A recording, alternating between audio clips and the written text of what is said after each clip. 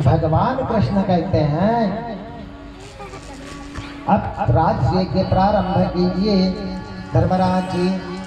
जब राजसूय के प्रारंभ किए ब्राह्मण लोगों ने तब वहां पर बोले 1 घंटा बांध दिया था। ये जब 7 घंटा बच जाएगा तो राजसूय यज्ञ तेरा सफल हो जाएगा। धर्मराज ने कहा ठीक गुरुदेव, भगवान आपकी कृपा से सब कुछ हो गया है। आपकी जहाँ पर कृपा होते वहां पर बिगड़ा काम भी अच्छा बन जाता है।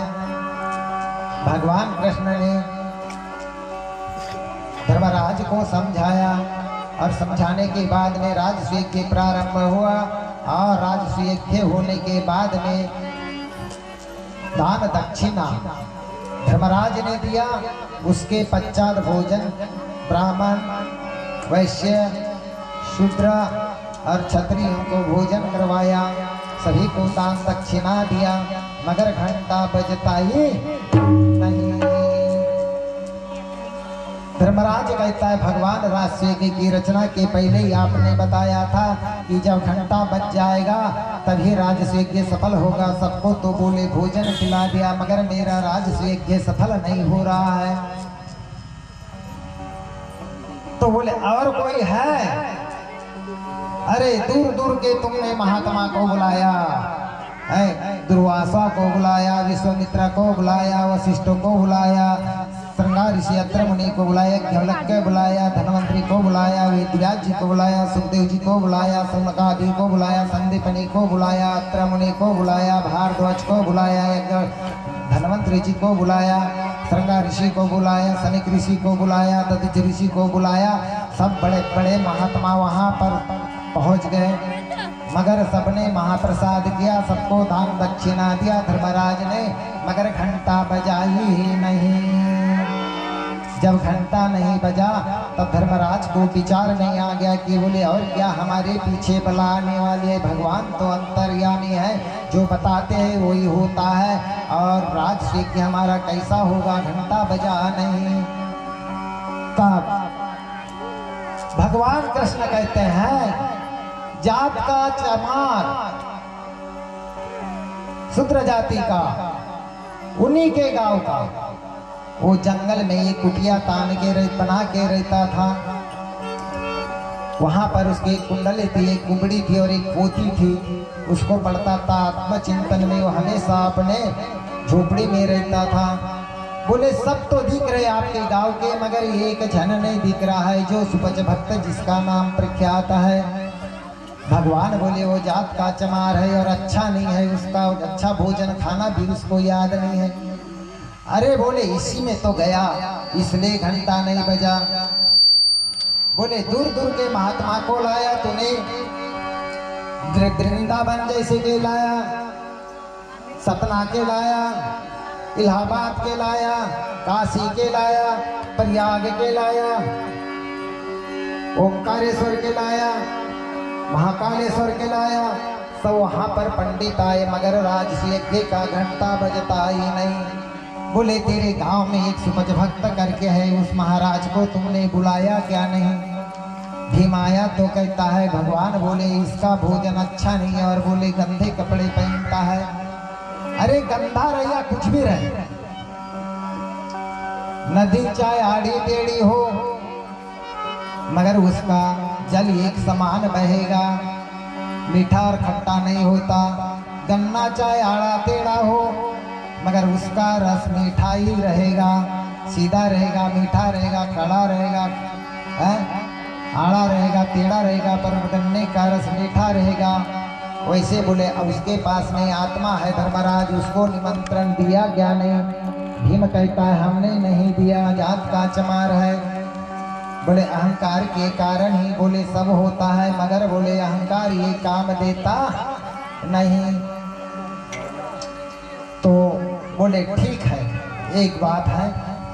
भीम कहने लगा मैं जाके बोले सुपच भक्त को लाता हूँ। जब सुपच भक्त के पास नहीं गया तो भीम बोले हमारे यहाँ राजसूय यज्ञ है। बोले सुपच जी बोले हमारे यहाँ गुरुदेव बोले हमारे आश्रम में चलिए। तब सुपच भक्त कहते हैं मेरी ये पोती को मेरे झोपड़ी में रख दे। उसके बाद में बोले मैं तेरे साथ में आता हूँ।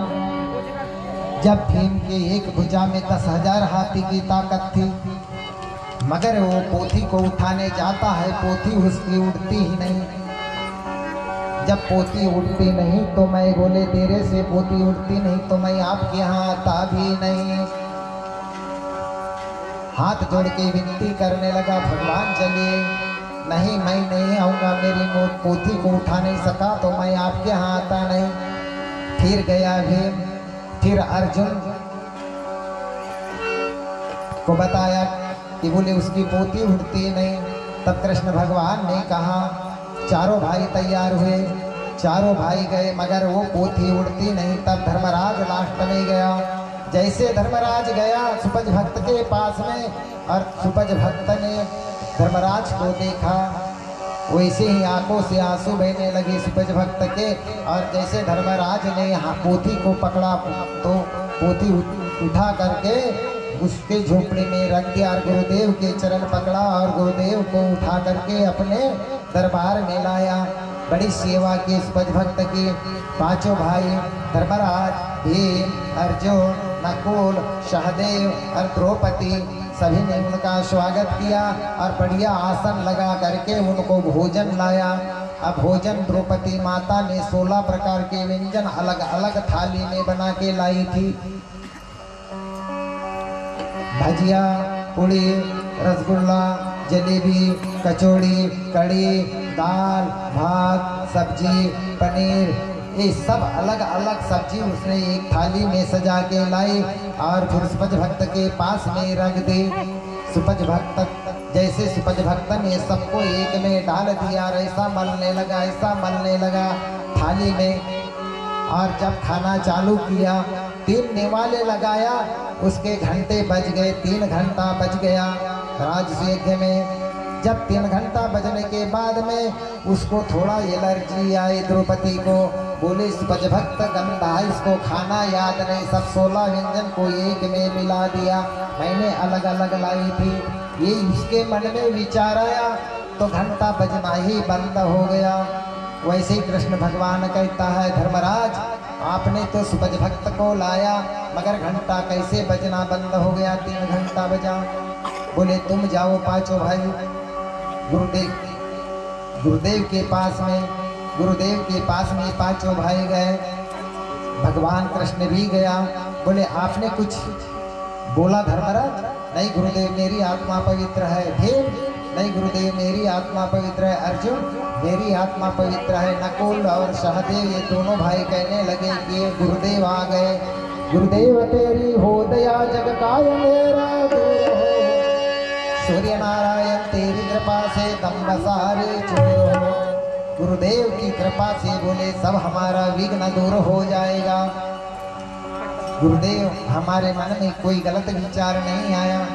बोले जाओ, जिसने भोजन परोसी उसको बुला के लाओ। द्रौपदी को भीम ने बुला के लाया। तब द्रौपदी ने कहे, गुरुदेव, सुपज भक्त ने द्रौपदी के तरफ देखा तो द्रौपदी समझ गई। बोले गुरुदेव मेरी गलती हो गई।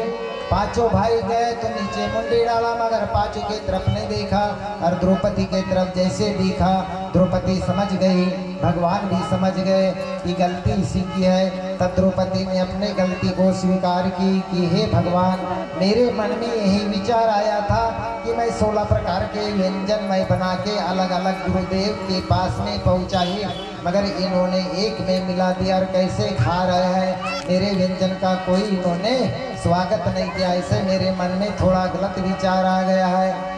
इसीलिए सुपज भक्त ने कहा तेरा घंटा बंद हो गया है। बोले द्रौपदी, जो काला जाता है अलग अलग व्यंजन प्रसाद मुंह के अंदर गए पूरे तो एक में काला हो जाता है। काला हुए बिना शरीर को शक्ति मिलती नहीं। सब खाओगे एक हो जाएगा, कड़ी दाल चावल सब, वहाँ पर कोई पहचान होती नहीं, सब शक्ति मिलती है। उसी प्रकार सबको हमको एक काले में बैठना है और ऐसी शक्ति प्रकट करना है जहाँ पर दिव्य शक्ति हो करके हमारे काज, हमारी दरिद्रता, हमारा दुख दूर हो जाना चाहिए। बोलिए कृष्णचंद्र भगवान की।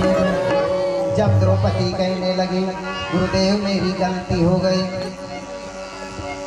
हाथ जोड़ के विनती करने लगी, तब कहने लगे हाथ जोड़ विनती करूंगा, ऐसे बोले माता